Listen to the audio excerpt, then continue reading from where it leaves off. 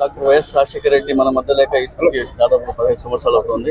అయినప్పటికీ కూడా ప్రజల గుండెల్లో ఇక్కడ స్థాయిగా నిలిచిపోయిన ఏకైక నాయకుడు ఎవరు అంటే మన డాక్టర్ వైఎస్ రాజశేఖర రెడ్డి గారు. ఈరోజు అనంతపురం నగరంలో కూడా అనంతపురం జిల్లాకి మనమందరం కూడా మంచినీళ్ళు తాగుతున్నారంటే కూడా ఆయన కృషి ఎంతో కూడా మేము తెలియజేస్తున్నాం. PABR కూడా 10 TMCలు తీసుకొచ్చిన గొప్ప వ్యక్తి ఎవరున్నారంటే కూడా మన డాక్టర్ వైఎస్ఆర్ మీ అందరూ తెలుసు.